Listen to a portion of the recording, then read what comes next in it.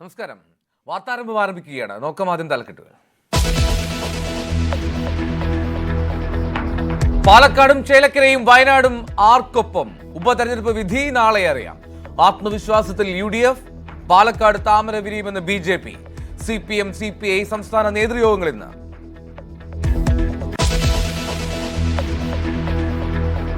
മഹാരാഷ്ട്രയിലും ജാർഖണ്ഡിലും നാളെ വിധി അറിയാം. എക്സിറ്റ് പോൾ ഫലത്തിന്റെ ആത്മവിശ്വാസത്തിൽ BJP.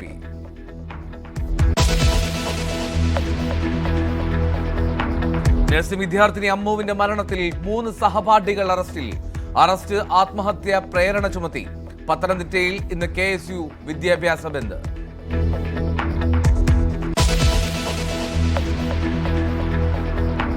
മലപ്പുറത്ത് വൻ സ്വർണ്ണ കവർച്ച. പെരിന്തൽമണ്ണയിൽ ജ്വല്ലറി ഉടമയെ ആക്രമിച്ച് കവർന്നത് 3.5 കിലോ സ്വർണം. കവർച്ച നടത്തിയത് കാറിലെത്തിയ സംഘം.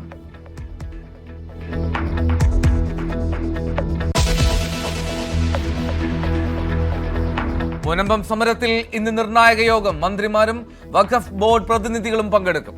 റവന്യൂ അവകാശങ്ങളിൽ പിന്നോട്ടില്ലെന്ന് മുനമ്പം നിവാസികൾ.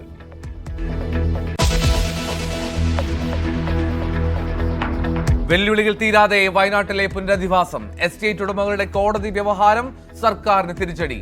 ഭൂമി ഏറ്റെടുക്കലിനെതിരെ നിയമ പോരാട്ടം നടത്തുന്നത് ഹാരിസൺ എൽസ്റ്റൺ എസ്റ്റേറ്റ് ഉടമകൾ. വയനാട് ദുരന്തത്തിൽ ഹർജി ഹൈക്കോടതിയിൽ. സഹായം ലഭ്യമാക്കുന്നതിൽ കേന്ദ്രം നിലപാട് അറിയിച്ചേക്കും.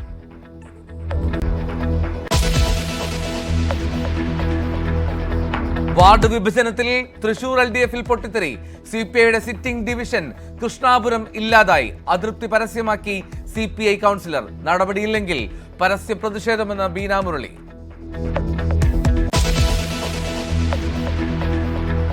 പെർത്ത് ക്രിക്കറ്റ് ടെസ്റ്റിൽ ഇന്ത്യയുടെ തുടക്കം പാളി. യശസ്വി ജയ്സ്വാളും ദേവ്ദത്ത് പടിക്കലും റണ്ണെടുക്കാതെ പുറത്ത്.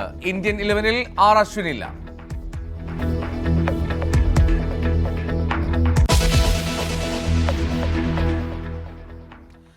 നമസ്കാരം. വിശദമായി നോക്കാം. വാർത്താരംഭത്തിൽ നമ്മൾ ആദ്യം പോകുന്നത് അമ്മു സജീവ് എന്ന വിദ്യാർത്ഥിനിയുടെ മരണത്തെ സംബന്ധിച്ചുള്ള വാർത്തകളിലേക്കാണ്. ചുട്ടിപ്പാറ SME നഴ്സിംഗ് കോളേജിലെ 4ാം വർഷ വിദ്യാർത്ഥിനി അമ്മു സജീവിന്റെ മരണത്തിൽ കസ്റ്റഡിയിലുള്ള 3 സഹപാഠികളുടെ അറസ്റ്റ് രേഖപ്പെടുത്തി. ആത്മഹത്യാ പ്രേരണ കുറ്റം ചുമത്തിയാണ് അറസ്റ്റ്. പത്തനാപുരം സ്വദേശി അലീന, ചങ്ങനാശ്ശേരി സ്വദേശിനി അഷിത, അയർക്കുന്നം സ്വദേശിനി അഞ്ജന എന്നിവരെയാണ് അറസ്റ്റ് ചെയ്തത്. അമ്മുവിന്റെ സഹോദരൻ അഖിൽ സജീവൻ നമ്മുടെ പ്രതിനിധി ഡാൻ കുര്യനൊപ്പം ചേരുന്നുണ്ട്. അമ്മുവിന്റെ വീട്ടിൽ ഡാൻ, ഈ കുടുംബം ആദ്യം തന്നെ ഉന്നയിക്കുന്ന ചില സംശയങ്ങളുണ്ടല്ലോ, ആ സംശയങ്ങൾ ഇപ്പോഴും ദൂരീകരിക്കാൻ കഴിഞ്ഞിട്ടില്ല. അതിൽ ചികിത്സ സംബന്ധിച്ചുള്ള സംശയമുണ്ട്, ഒപ്പം അമ്മു ആത്മഹത്യ ചെയ്യില്ല എന്നുള്ള അവരുടെ വിശ്വാസമുണ്ട്. എന്താണ് കുടുംബം പറയുന്നത് ഡാൻ?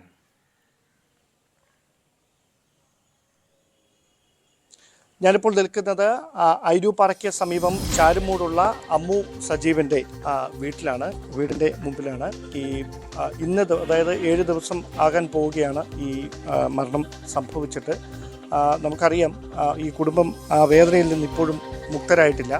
അവർ ആദ്യം മുതൽ തന്നെ ഈ മരണവുമായി ബന്ധപ്പെട്ട്, അസ്വാഭാവിക മരണവുമായി ബന്ധപ്പെട്ട് ചില ആരോപണങ്ങളൊക്കെ ഉന്നയിക്കുന്നുണ്ടായിരുന്നു. പോലീസ് ഇപ്പോൾ നടത്തിക്കൊണ്ടിരിക്കുന്ന അന്വേഷണത്തിൽ അത് ശരിവെക്കുന്ന തരത്തിലേക്ക് കാര്യങ്ങൾ എത്തുന്ന ഒരു പശ്ചാത്തലമാണ് ഉള്ളത്. എന്തായാലും 3 പേരെയാണ് ഇതിനോടകം അറസ്റ്റ് ചെയ്തിരിക്കുന്നത്. ആ നടപടികളുമായി ബന്ധപ്പെട്ട് ഈ കുടുംബത്തിൻ്റെ പ്രതികരണം അത് ഏറെ പ്രസക്തമായിട്ടുള്ള കാര്യമാണ്. ഇപ്പോൾ അമ്മു സജീവിൻ്റെ അച്ഛൻ നമ്മളോടൊപ്പം ചേരുന്നു. ഈ കുടുംബം ഈ മരണവുമായി ബന്ധപ്പെട്ട് ആദ്യം മുതൽ തന്നെ ഒരുപാട് ആരോപണങ്ങൾ മുമ്പോട്ട് വെക്കുന്നുണ്ടായിരുന്നു. കഴിഞ്ഞ ദിവസം 3 പേരെ കസ്റ്റഡിയിലെടുത്തു. ഇന്ന് അവരുടെ അറസ്റ്റ് രേഖപ്പെടുത്തിയിരിക്കുകയാണ്. എന്താണ് അങ്ങേക്ക് പറയാനുള്ളത്? പോലീസുകാർ നല്ല രീതിയിലാണ് അന്വേഷണം കൊണ്ടുപോകുന്നത്. അവർ വളരെ ആത്മാർത്ഥമായിട്ടാണ് DYSP സാറായാലും CI സാറായാലും എല്ലാം അവർ വളരെ കാര്യമായിട്ടാണ് അന്വേഷണം മുന്നോട്ട് കൊണ്ടുപോകുന്നത്. ഞങ്ങൾക്കതിൽ തൃപ്തിയുണ്ട്. തൃപ്തി എന്നല്ല, ഞങ്ങൾക്കത് ആത്മാർത്ഥമായിട്ട് ബോധ്യപ്പെട്ടാണ്. അദ്ദേഹം ഇന്നലെ വിളിച്ചിരുന്നു, കാര്യങ്ങൾ പറഞ്ഞു, എല്ലാം ചെയ്തു. പിന്നെ ഹോസ്റ്റൽ അധികൃതരുടെ ഭാഗത്തു നിന്നുള്ള അനാസ്ഥയും പിന്നെ നമ്മുടെ ഹോസ്പിറ്റലിൽ നിന്നുള്ള ഒരു അനാസ്ഥയുണ്ട്. അല്ലെങ്കിൽ അവർക്ക് എൻ്റെ അടുത്ത് പറഞ്ഞത് കാലിലൊരു ചെറിയ പൊട്ടൽ മാത്രമാണ് എന്നാണ്. കാലിൽ പൊട്ടൽ ഉണ്ടാകുമെന്ന് പറഞ്ഞുകൊണ്ടാണ് ഞാനിങ്ങോട്ട് കൊണ്ടുവരാൻ തന്നെ പറഞ്ഞത്. ചെറിയൊരു പൊട്ടലാണെങ്കിൽ നമുക്കിവിടെ നമ്മുടെ ഹോസ്പിറ്റലിൽ ചെയ്യാമല്ലോ. പിന്നെ അതുകൊണ്ടാണ്. അല്ലെങ്കിൽ ഇത്രയും സീരിയസ് ആയിട്ട് ഇഞ്ചേർഡ് ആയിട്ടുള്ളൊരു കുട്ടിയാണെങ്കിൽ അവിടെ ബിലീവേഴ്സ് ചർച്ചിൻ്റെ ഹോസ്പിറ്റലുണ്ട്, ചെത്തിപ്പുഴ ഹോസ്പിറ്റലുണ്ട്, മുത്തൂറ്റുണ്ട്, അത് ഓൺ ദ വേയിൽ ഒരുപാട് ഹോസ്പിറ്റലുണ്ട്. ഇത്രയും സീരിയസ് ആയിട്ടുള്ളൊരു കുട്ടിയെ കൊണ്ടുവരുന്ന ഒരു സാഹചര്യത്തിലല്ല അവളെ കൊണ്ടുവന്നത്. അല്ല, അതിൻ്റെ അകത്ത് ഈ നേരത്തെ മുതൽ തന്നെ ഇപ്പോൾ അറസ്റ്റിലായിരിക്കുന്ന ഈ 3 കുട്ടികളുടെ ഭാഗത്ത് നിന്ന് നേരെ മുതൽ തന്നെ അങ്ങനെ ഒരു മാനസികമായ പീഡനം ഏൽക്കുന്നതായി നിങ്ങളോട് പറഞ്ഞിട്ടുണ്ടായിരുന്നു? പറഞ്ഞിട്ടുണ്ട്. അതനുസരിച്ച് ഞാൻ പ്രിൻസിപ്പളിന് 2 പരാതി കൊടുത്തിട്ടുണ്ട്. ആദ്യത്തെ പരാതി 25/10 കൊടുത്തത്. അന്നേരം അതിന് ശേഷം ഈ പ്രിൻസിപ്പൾ ഇവരെ വിളിപ്പിച്ച് മെമ്മോ കൊടുത്തു. അമ്മുവിൻ്റെ കയ്യിൽ നിന്ന് ഒരു എക്സ്പ്ലനേഷൻ എന്താ സംഭവിച്ചതെന്നുള്ള ഒരു എക്സ്പ്ലനേഷൻ എഴുതി വാങ്ങിച്ചു. അന്നേരം ഈ കുട്ടികൾ ആ എക്സ്പ്ലനേഷനകത്തും മെമ്മോയുടെ റിപ്ലൈക്കകത്തും പറഞ്ഞതും നേരിട്ട് പറഞ്ഞതും, സാർ ഞങ്ങൾ ഫൈനൽ ഇയർ സ്റ്റുഡൻസാണ്, ഞങ്ങളുടെ ഭാവി ഇല്ലാതാവും, ഞങ്ങളിനി ഒരു കാരണവശാലും അമ്മുവിൻ്റെ ഭാഗത്തോട്ട് നോക്കുകയോ അമ്മുവിനെ ഉപദ്രവിക്കുകയോ ചെയ്തത് തെറ്റായിപ്പോയി, ഞങ്ങൾ ഒരിക്കലും അങ്ങനെ ഇനി ചെയ്യത്തില്ല എന്ന് ഉറപ്പ് പ്രിൻസിപ്പളിന് കൊടുത്തു, അമ്മുവിനും കൊടുത്തു. അന്നേരം അമ്മു പറഞ്ഞു, നിങ്ങൾ കൈയൊന്നും എനിക്ക് തരണ്ട, നിങ്ങളുമായിട്ട് എനിക്കിനി യാതൊരു രീതിയിലുള്ള ഇതും വേണ്ട, എന്നെ എൻ്റെ വഴിക്ക് വെറുതെ വിട്ടാൽ മതി, ഞാൻ പഠിച്ച് എങ്ങനെയെങ്കിലും 10-15 ദിവസമേ ഉള്ളൂ, ഞാനത് കഴിഞ്ഞ് എൻ്റെ വീട്ടിൽ പോയിക്കോളാം, അതിനനുവദിച്ചാൽ മതി എന്നാണ് അമ്മ പറഞ്ഞത്. അത് പ്രിൻസിപ്പൾ എൻ്റെ അടുത്ത് ഇന്നലെ പറഞ്ഞു. ഇത്രയും ഒരു വ്യക്തിപരമായ ഒരു വൈരാഗ്യം അമ്മുവിനോട് ഇവർക്ക് വരാനുള്ള കാരണം അങ്ങനെ എന്തെങ്കിലും സൂചനകൾ ഉണ്ടായിരുന്നുണ്ട്? നേരത്തെ ഇവർ ഈ ഗൈനക് പോസ്റ്റിങ്ങിന് ആലപ്പുഴ പോയപ്പോൾ ഒരു ഇൻസിഡൻ്റ് ഉണ്ടായി. അമ്മു ആണെങ്കിൽ ഒരു ചെറിയ കാര്യം ഉണ്ടെങ്കിൽ ഞങ്ങളോട് ഷെയർ ചെയ്യും, അവൻ്റെ ചേട്ടനോട് എന്നോടും പറയാറുണ്ട്. അങ്ങനെ ഒന്നും ഒളിച്ചു വെക്കത്തില്ല അവളെ. അന്നേരം അവിടെ ഒരു പ്രൈവറ്റ് ഹോസ്റ്റലിലായിരുന്നു ഈ കുട്ടികളെ 50 കുട്ടികളെയും താമസിപ്പിച്ചിരുന്നത്. അന്നേരം 25 ഉള്ള ഗ്രൂപ്പായിട്ടാണ് ഇട്ടത്. അന്നേരം അതിനകത്തൊരു അസിസ്റ്റൻ്റ് വാർഡൻ ഒരു വലിയ പ്രായമൊന്നുമില്ലാത്തൊരു സ്ത്രീയാണ്. അന്നേരം അവർ ഈ കുട്ടികളെ സെക്കൻഡ് ഷോയ്ക്ക് കമ്പൽ ചെയ്ത് കൊണ്ടുപോയി. അന്നേരം അമ്മു എൻ്റെ അടുത്ത് വിളിച്ച് ചോദിച്ചു, ഈ അച്ഛാ ഇങ്ങനെ അവരെല്ലാം നിർബന്ധിക്കുന്നു,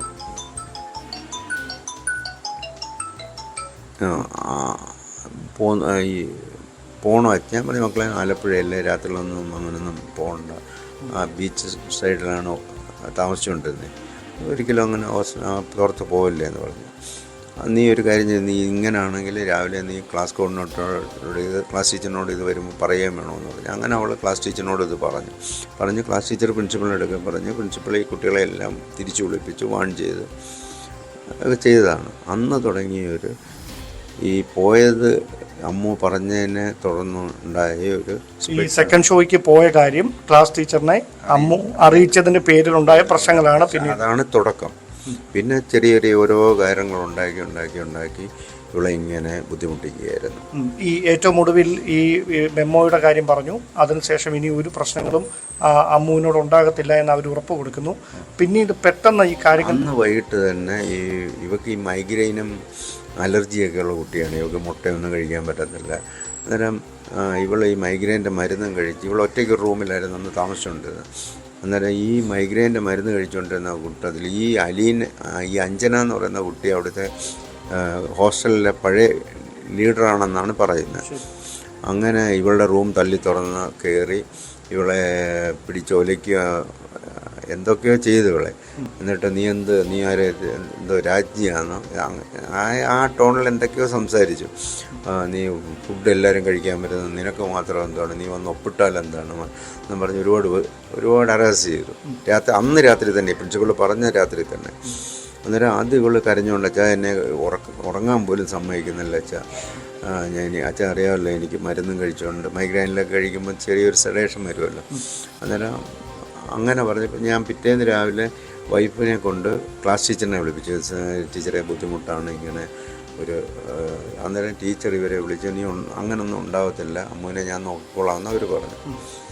അതിനുശേഷമാണ് ഈ ടൂറിൻ്റെ പ്രശ്നം. ഈ ടൂറിൻ്റെ കോർഡിനേറ്റർ ഒരു ബസ്സിനകത്ത് വെച്ചാണ് ടീച്ചർ ഈ കോർഡിനേറ്റർ ആക്കുന്നതെന്ന് പറഞ്ഞത്. അന്നേരം അമ്മു നേരത്തെ തീരുമാനിച്ചാണ് ടൂറിന് പോകുന്നില്ലാണ്. അവൻ്റെ ബ്രദറിൻ്റെ അവിടെ ചെന്നൈക്ക് പോകാനായിട്ട് അവൾ ഫ്ലൈറ്റ് ടിക്കറ്റ് എടുത്ത് വെച്ചേക്കുമായിരുന്നു. 28-ാം തീയതി തിരിച്ചു വരാനായിട്ട്, 24-ാം തീയതി പോയിട്ട് 28-ാം തീയതി തിരിച്ചു വരാനായിട്ട് എടുത്തേക്കുമായിരുന്നു. അങ്ങനെ ടീച്ചറിനോട് ഈ വന്ന് കമ്മ്യൂണിറ്റി പോസ്റ്റിംഗ് കഴിഞ്ഞ് തിരിച്ചു വന്നപ്പോഴത്തേക്ക് ഇവള് പറഞ്ഞു, ടീച്ചറിനെ പോയി പറഞ്ഞു, ഇതുപോലെ ടീച്ചറെ ഞാൻ ടൂറിന് വരുന്നില്ല, ഞാൻ എൻ്റെ ചേട്ടൻ്റെ കൂടെ പോവുകയാണ്, എനിക്ക് വയ്യ എന്ന് പറഞ്ഞിട്ട് ഒഴിഞ്ഞു പോരൊന്നും ഈ അലീനയും അഞ്ജനെയും അക്ഷിതയൊന്നും അറിയുന്നില്ല. അങ്ങനെ അമ്മു ക്ലാസ്സിലിരിക്കുന്ന സമയത്ത് ഈ സാന്ദ്ര അന്ന ജിബു എന്നും പറഞ്ഞൊരു കുട്ടിയുണ്ട്. അതും ശരിക്കും അറിഞ്ഞുകൊണ്ടല്ല കുട്ടി ഇവളെ വിളിച്ചത്. അന്നേരം ഇതാണ്ട് അമ്മു അവർ വിളിക്കുന്നെന്ന് പറഞ്ഞു. അന്നേരം ഇവളെ പേടിച്ചാണ് ചെന്നത് വാഷ്റൂമിൻ്റെ അവിടെ ഇട്ട് അവരുടെ ഉപദ്രവിച്ചു. അവൾ ഓടി. അന്നേരം ഈ ആശയാണ് കയറി പിടിച്ചത് ഈ മറ്റുള്ള അടിക്കാനായിട്ട്. അന്നേരം ഓടി ചെന്ന് ക്ലാസ് ടീച്ചറുടെ റൂമിൽ ചെന്ന് കയറിയപ്പോഴത്തേക്ക് വീണ്ടും മുളപിടിയിലെന്നും പറഞ്ഞിട്ട് ഇവളങ്ങ് വളരെ പാനിക്കായിരുന്നു. കാരണം ഒരു 10-21 വയസ്സുള്ളൊരു കുട്ടിയല്ലേ. അന്നേരം ഇത് 3 പേരും കൂടി ഇങ്ങനെ നിരന്തരം അവളെ വേട്ടയാടുന്നുള്ളൊരു പദം വേണമെങ്കിൽ തന്നെ നമുക്ക് ഉപയോഗിക്കാം. അന്നേരത്തേക്ക് ഇവരെ ചെന്ന് വാൺ ചെയ്ത് ആ ഇഷ്യൂ അങ്ങനെ നിൽക്കുകയാണ്. അല്ല, ഞങ്ങൾ മനസ്സിലാക്കുന്നത് ഈ കഴിഞ്ഞ വെള്ളിയാഴ്ച പുള്ളിക്കാരത്തി ഈ നാട്ടിലേക്ക് ഇവിടേക്ക് ശനിയാഴ്ച വരാനിരിക്കുകയായിരുന്നു. ഇന്ന് പഠനം പൂർത്തിയാകേണ്ട ദിവസമാണ് അല്ലേ? ഇന്ന് എല്ലാം പൂർത്തിയാക്കി വീട്ടിലേക്ക് വരേണ്ടതാണ് ദിവസമായിരുന്നു. അപ്പം അതിനോട് അകമാണ് ഇങ്ങനെ അപ്രതീക്ഷിതമായ കാര്യങ്ങളൊക്കെ. പിന്നെ അത് കഴിഞ്ഞിട്ടൊരു ഇൻസിഡൻറ്റ് ഉണ്ടായി. ഇവരുടെ ലോഗ് ബുക്ക്, ഈ അലീനയുടെ ഓരോ ദിവസം ഓരോ ബുദ്ധിമുട്ടുകൾ ഉണ്ടാക്കുകയാണ്. അലീനയുടെ ലോഗ് ബുക്ക് കണ്ടില്ല എന്ന് പറഞ്ഞു. അങ്ങനെ ക്ലാസ്സിൽ രാവിലെ ലോഗ് ബുക്ക് കണ്ടില്ല എന്ന് പറയുമ്പോൾ ടീച്ചർ പറഞ്ഞ് എല്ലാവരുടെയും ഇതൊന്ന് നോക്കണം, ആരുടെയെങ്കിലും ഇനിയിപ്പം മറന്നു വല്ലതും വെച്ചിട്ടുണ്ടോ എന്ന് നോക്കണമെന്ന് പറഞ്ഞപ്പോഴത്തേക്ക് ശരി. ആക്ച്വലി ഈ ലോഗ് ബുക്കൊന്നും പോയിട്ടില്ലായിരുന്നു. ഒരു സംഭവം ക്രിയേറ്റ് ചെയ്യായിരുന്നു ഈ അലീനയും അഞ്ജനയും കൂടെ. അത് ഈ അമ്മുവിനെ കൊടുക്കാനായിട്ട് ചെയ്തതാണ്. അന്നേരം ഞാൻ അമ്മുവിൻ്റെ അടുക്ക് ഈ വിഷയമൊക്കെ പറഞ്ഞപ്പോഴത്തേക്ക് പറഞ്ഞിട്ടുണ്ട്, മക്കളെ വാഷ്റൂമിൽ പോകാൻ പോയാലും ഈ ലോക്ക് ചെയ്തിട്ടേ പോകാറുള്ളതെന്ന് പറഞ്ഞിട്ടുണ്ട്. അന്നേരം ഇവളുടെ അമ്മയും പറഞ്ഞിട്ടുണ്ട് ഫ്രൈഡേ. അന്നേരം ഇവള് ബസ്സിൽ നിന്ന് ഇറങ്ങി വരുന്ന സമയത്ത് തന്നെ ഇവർ രണ്ടും കൂടെ റൂമിൻ്റെ ഫ്രണ്ടിൽ നിൽപ്പുണ്ട്. ഇവള് റൂം തുറന്നപ്പോഴത്തേക്ക് ഇവളെ തള്ളി മാറ്റി റൂമിനകത്ത് കയറി ഇവളുടെ ബാഗും എല്ലാം വലിച്ചു വാരി നിലത്തിട്ട്. പക്ഷേ ലോഗ് ബുക്കൊന്നും കണ്ടില്ല. അത് വിളിച്ച് അവൾ കരഞ്ഞുകൊണ്ട് പറഞ്ഞു, അച്ഛാ ഇനി എനിക്ക് വയ്യ. ഞാൻ അന്നേരം പ്രിൻസിപ്പളിനെ വിളിച്ചപ്പോൾ പ്രിൻസിപ്പൾ പറഞ്ഞ് നമുക്ക് അവരുടെ പേരൻസിനെയും കൂടെ വിളിപ്പിച്ച് ഇനി ഇത് തുറന്നു പോകാൻ പറ്റത്തില്ല എന്നുള്ള രീതിയിൽ അദ്ദേഹം സംസാരിച്ചു. ഈ 4 വർഷം പൂർത്തിയാകാൻ നിൽക്കുന്ന സമയത്താണ് അവസാനം ഈ കുട്ടി ഇവളെന്തെടുത്ത് അതായത് ഈ പഠനം പൂർത്തിയാക്കാൻ പറ്റുന്നില്ല എന്ന് ഈ അവസാന ഘട്ടത്തിൽ പറയേണ്ട ഒരു സാഹചര്യം അവിടെ നിന്ന് ഉണ്ടായി.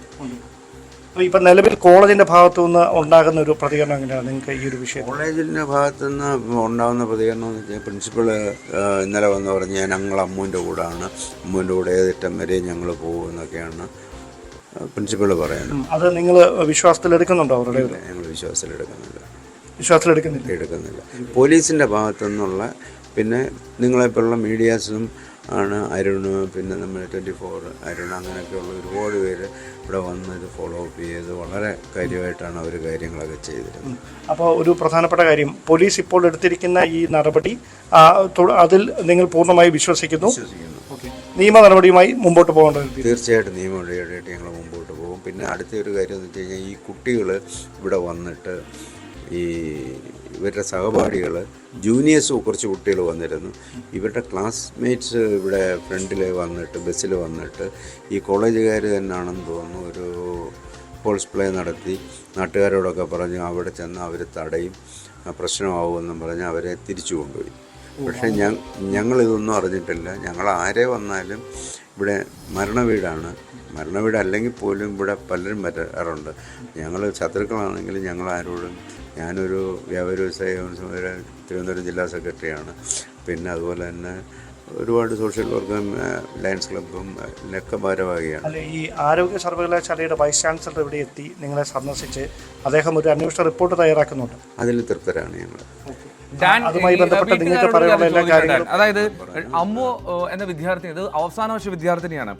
ഈ അവസാന ഇത്രയും വർഷങ്ങൾ ഒരുമിച്ച് പഠിക്കുന്നവരാണോ ഇത്രമാത്രം ഈ മാനസികമായ പീഡനം ഏൽപ്പിക്കുക എന്ന് പറയുന്നത്? മാത്രമല്ല, അങ്ങനെയെങ്കിൽ ഈ വർഷങ്ങളിൽ ഉടനീളം അമ്മു ഇത്തരത്തിൽ ഒരു പരാതിപ്പെടാൻ ഔദ്യോഗികമായി ശ്രമിച്ചിട്ടില്ലേ? അത് വേണ്ട എന്ന് വെക്കുകയായിരുന്നു. എന്താണ് അതിനെക്കുറിച്ച് അമ്മു ഇവരോട് പറഞ്ഞിട്ടുള്ളത് എന്ന് ചോദിക്കും.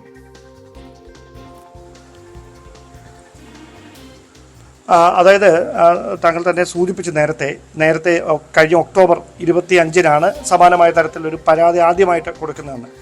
അപ്പോൾ അതിനുശേഷം അവിടെ നിന്ന് ഈ പ്രശ്നത്തിൻ്റെ ഒരു പരിഹാരം ഉണ്ടാകുന്നില്ലായിരുന്നെങ്കിൽ അതിന് നിയമപരമായിട്ട് മറ്റ് വഴികളിലേക്ക്, അല്ലെങ്കിൽ പോലീസ് അടക്കമുള്ള സംവിധാനങ്ങളുണ്ട്, നഴ്സിംഗ് കൗൺസിലുമായി ബന്ധപ്പെട്ട തരത്തിലുള്ള സംവിധാനങ്ങളുണ്ട്.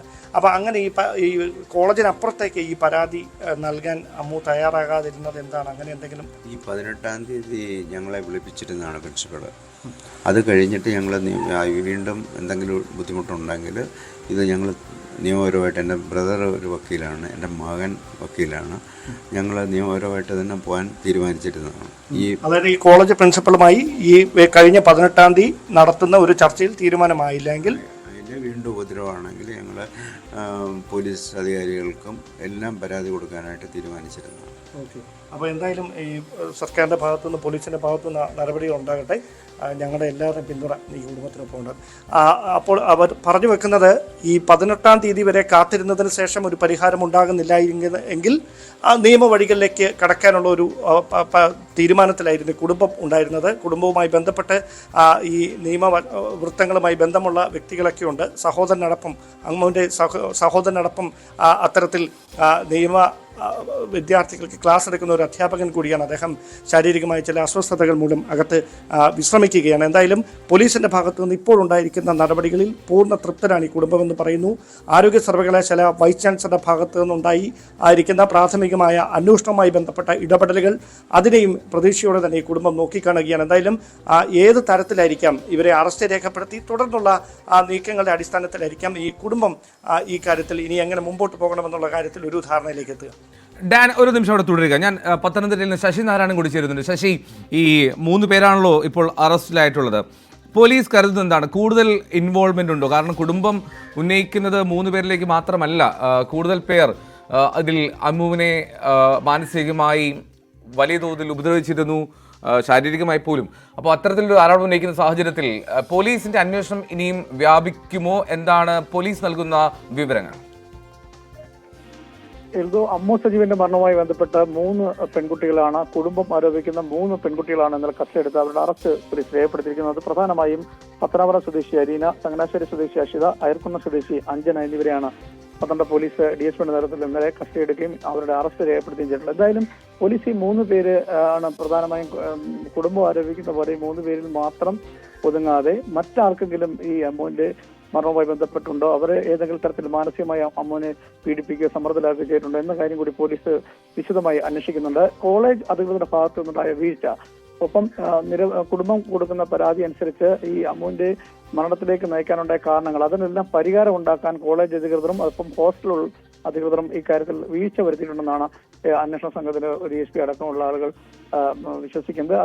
അതിന് അടിസ്ഥാനപ്പെടുത്തിക്കൊണ്ട് കൂടുതൽ പേര് ഈ മരണവുമായി ബന്ധപ്പെട്ട് കൂടുതൽ പേര് അമ്മുവിനെ ബുദ്ധിമുട്ടിക്കുകയും ഈ പീഡിപ്പിക്കുകയും അങ്ങനെ ചെയ്ത് മാനസികമായി സമ്മർദ്ദരാക്കുകയും ചെയ്യുന്നൊക്കെ ഉണ്ടോ ഇല്ലെന്ന കാര്യം കൂടി പോലീസ് പരിശോധിക്കുന്നുണ്ട്. അത്തരം കാര്യങ്ങളൊക്കെ പരിശോധിച്ച ശേഷമായിരിക്കും അമ്മുവിന്റെ മരണത്തിന് ഒരു യഥാർത്ഥ കാരണത്തിലേക്ക് ഒരു നിഗമനത്തിൽ പോലീസ് എത്തുകയുള്ളൂ. എന്തായാലും പോലീസ് വിശദമായി അന്വേഷിച്ചിട്ടുണ്ട്. ഇന്ന് ഈ 3 കുട്ടികളെയും പത്തനംതിട്ട കോടതിയിൽ ഹാജരാക്കും. 11 മണിയോട് ഹാജരാക്കുമെന്നാണ് നമുക്ക് പോലീസിൽ നിന്ന് അറിയുന്ന വിവരം. ഈ 3 പേരാണ് കുടുംബത്തിന്റെ ആരോപണ വിധേയരായ തുടക്കം മുതൽ അമ്മു സജീവന്റെ പിതാവും ഒപ്പം സഹോദരനടക്കമുള്ള ആളുകൾ ആദ്യഘട്ടം തന്നെ ഈ കുട്ടികൾക്കെതിരെ പരാതിയുമായി രംഗത്ത് വന്നിരുന്നു. പ്രിൻസിപ്പൽ പരാതി നൽകിയിരുന്നു. അത് പരിഹരിച്ചു എന്നാണ് പ്രിൻസിപ്പൽ നമ്മൾ അന്ന് ഈ മരണം ഉണ്ടായ ദിവസം നമ്മൾ കോളേജുമായി അധികൃതമായി ബന്ധപ്പെടുമ്പോൾ പ്രിൻസിപ്പൽ വ്യക്തമാക്കിയത്. ഈ 3 പെൺകുട്ടികൾക്കും മെമ്മോ നൽകിയിട്ടുണ്ട്, പ്രശ്നം പരിഹരിച്ചു എന്നാണ് പ്രിൻസിപ്പൽ ആദ്യഘട്ടത്തിൽ പറഞ്ഞത്. പക്ഷേ അതിൽ അപ്പുറത്തേക്ക് ഒരു നടപടിയിലേക്ക് കോളേജ് അധികൃതർ പോയില്ല എന്നുള്ളതാണ് ഇതുമായി ബന്ധപ്പെട്ട് നമുക്ക് സൂചിപ്പിക്കാനുള്ളത്. അതായത് ഈ അവസാന വർഷ BSc നഴ്സിംഗ് അവസാന വർഷ വിദ്യാർത്ഥിയാണ്. ചുരുങ്ങിയ നാളുകൾ മാത്രമുള്ളൂ ഈ കോഴ്സ് അവസാനിക്കാൻ. ആ സാഹചര്യത്തിൽ ഇത്തരം ഒരു ഗൗരവമായ ഒരു പ്രശ്നത്തെ ആ രീതിയിൽ കോളേജ് അധികൃതരും ഹോസ്റ്റലിലുള്ളവരും കണ്ടില്ല എന്നുള്ളതാണ് നമുക്ക് മനസ്സിലാക്കാൻ കഴിയുന്നത്. മാനസികമായ ഒരു പീഡനം ഈ കുട്ടി അനുഭവിക്കേണ്ട സാഹചര്യം ഉണ്ടായി. അമ്മു സജീവന് അതിൻ്റെതായ ഒരു മാനസിക സമ്മർദ്ദം ഉണ്ടായി. അതെല്ലാം അപ്പോൾ തന്നെ വീട്ടുകാരെ വിളിച്ചറിയിക്കുകയും ചെയ്തു. എന്തായാലും അമ്മു സജീവിന്റെ ഫോൺ സന്ദേശങ്ങൾ അതെല്ലാം സൈബർ സെല്ലിന്റെ സഹായത്തോടുകൂടി പോലീസ് പരിശോധിച്ചു വരികയാണ്. അതിന്റെ അടിസ്ഥാനത്തിലായിരിക്കും അമ്മു എങ്ങനെയാണ് മരിക്കാനുണ്ടായ കാരണത്തിലേക്ക് ഒരു നിഗമനത്തിലേക്ക് പോലീസ് എത്തുക. എന്തായാലും ആദ്യഘട്ടത്തിൽ ആരോപണ വിധേയരായ 3 പെൺകുട്ടികളെയും പോലീസ് അറസ്റ്റ് ചെയ്തിരിക്കുന്നു. അവരെ 11 മണിയോടുകൂടി കോടതിയിൽ ഹാജരാക്കുമെന്നാണ് നമുക്ക് അറിയാൻ കഴിയുന്നത്. ശരി ശശിനാരായണ പത്തനംതിട്ടയിലെ വിവരങ്ങൾ നൽകിയത്. ഡാൻ കുര്യൻ തുടരുന്നുണ്ട് അമ്മുവിന്റെ വീട്ടിൽ നിന്ന്. ഡാൻ, ഈ അമ്മുവിന്റെ മരണം, അതിൽ ഏറ്റവും പ്രധാനം കുടുംബം പറഞ്ഞ ഒരു കാര്യം, അതായത് അമ്മുവിന് ഉയരങ്ങളിലേക്ക് കയറാനുള്ള ബുദ്ധിമുട്ടുണ്ട്, ഒരു ടെറസിന് മുകളിൽ അമ്മു കയറില്ല, അപ്പോൾ അമ്മുവിൻ്റേത് അത്തരത്തിലൊരു ആത്മഹത്യ എന്ന് കരുതാൻ കഴിയില്ല എന്നുള്ള ആരോപണം അവർ ആദ്യം തന്നെ ഉന്നയിച്ചിരുന്നു സഹോദരനാക്കി. മാത്രമല്ല ഹോസ്റ്റലിൽ നിന്ന് ചികിത്സയ്ക്ക് കൊണ്ടുപോകാൻ താമസമുണ്ടായി എന്നും, ആദ്യം വാർഡൻ അമ്മ സുധയെ വിളിക്കുമ്പോൾ കാലൊന്നൊടിഞ്ഞിട്ടുണ്ട് എന്നുള്ളതാണ് പറയുന്നത് എന്നും പറഞ്ഞിരുന്നു. അപ്പോൾ ഇത്തരത്തിൽ കുറേ സംശയങ്ങൾ ഇനിയും ദൂരീകരിക്കാനുണ്ട് കുടുംബത്തിന്. ഇതിലൊക്കെ ഒരു വ്യക്തത നൽകുന്നുണ്ടോ കുടുംബത്തിന് പോലീസ്?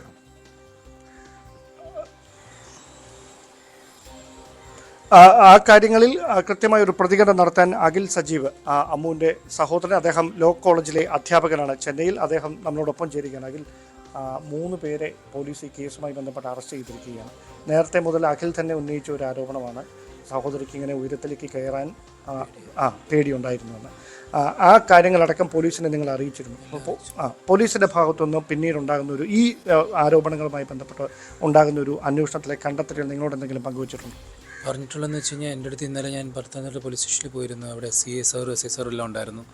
അപ്പോൾ അവിടെ വെച്ചിട്ട് എൻ്റെ അമ്മുവിൻ്റെ ഫോണെല്ലാം ചെക്ക് ചെയ്തിട്ടുണ്ടായിരുന്നു. ആദ്യത്തെ കാര്യം, അമ്മുവിൻ്റെ ഫോണിൻ്റെ ലോക്ക് വെച്ച് അമ്മു എപ്പോഴും ഫോണിൽ ലോക്ക് വെക്കുന്നതായിരുന്നു. അത് എനിക്കും അറിയാം, അതുപോലെ തന്നെ എൻ്റെ വൈഫിനും അറിയാം. അപ്പം അത് ഫോൺ എൻ്റെ കൈ കിട്ടിയപ്പോൾ തന്നെ ആദ്യമേ അതിൻ്റെ ലോക്കെല്ലാം മാറ്റി വെച്ചിരുന്നു. അത് പോലീസിൻ്റെ സാറിനോട് ചോദിച്ചപ്പോൾ അവർക്ക് കിട്ടിയപ്പോൾ അങ്ങനെയായിരുന്നു തന്നെയാണ് പറഞ്ഞത്.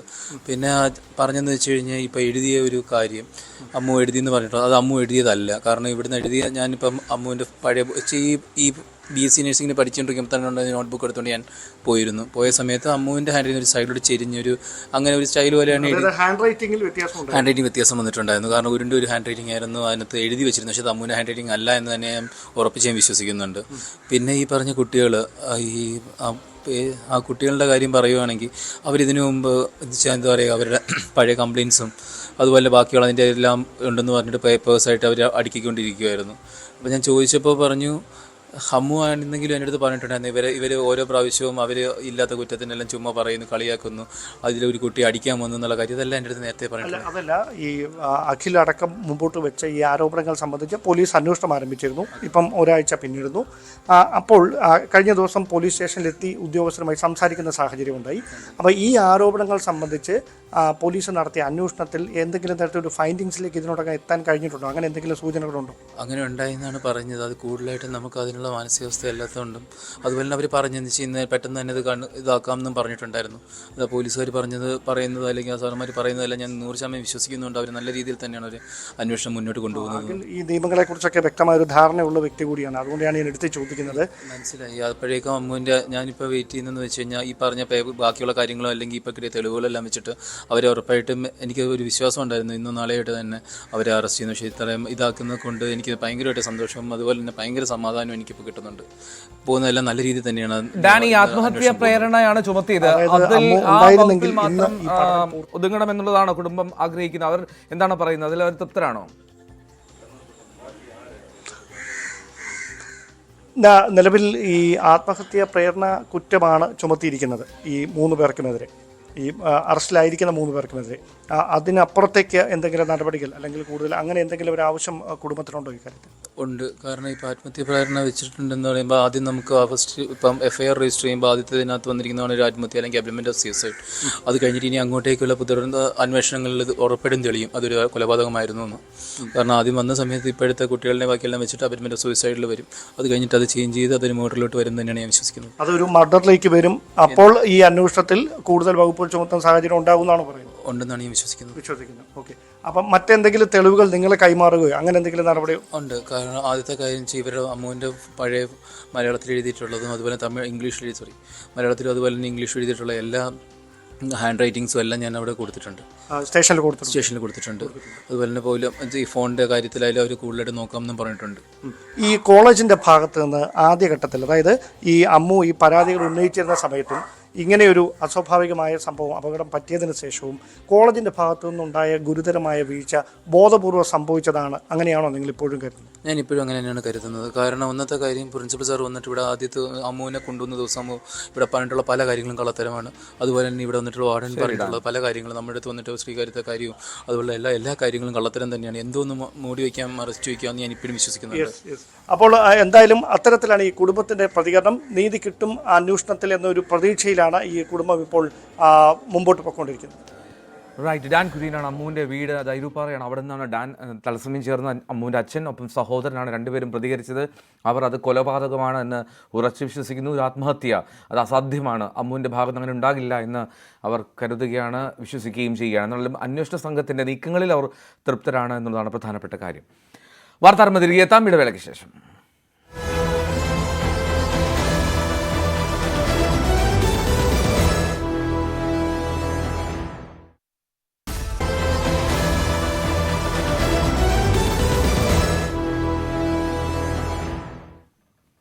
നാളെയാണ് വിധി അറിയുന്നത്.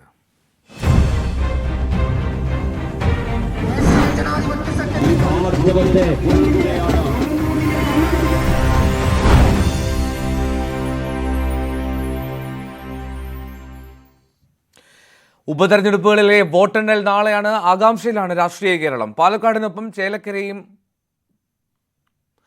ഒപ്പം പോരുമെന്നാണ് UDFിൻ്റെ കണക്കുകൂട്ടൽ. സിറ്റിംഗ് സീറ്റിനൊപ്പം പാലക്കാട് അട്ടിമറി മോഹം LDFിലും സജീവമാണ്. പാലക്കാട് വിജയം പ്രവചിച്ച് സോഷ്യൽ മീഡിയകളിൽ BJP ആഘോഷം തുടങ്ങിക്കഴിഞ്ഞു. ചേലക്കരയിൽ ബൂത്ത് തല കണക്കുകൾ കൂട്ടി സിറ്റിംഗ് സീറ്റിൽ വിജയമുറപ്പിക്കുകയാണ് ഇടതുമുന്നണി. അട്ടിമറി വിജയം നേടുമെന്ന പ്രതീക്ഷ UDFിനുമുണ്ട്.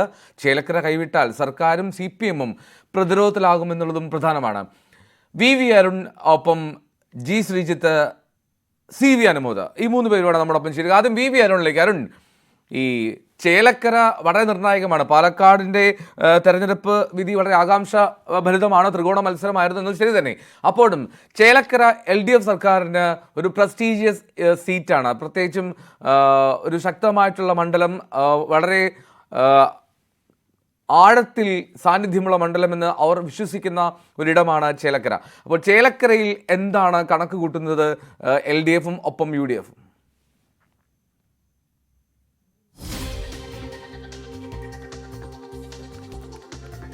ഉപതെരഞ്ഞെടുപ്പിൻ്റെ ഫലം അത് നാളെ അറിയാം. നാളെ രാവിലെ ഏതാണ്ട് ഈ സമയത്തോടുകൂടി യഥാർത്ഥ ട്രെൻഡ് അറിയാമെന്നുള്ളതാണ് പ്രധാനപ്പെട്ട കാര്യം.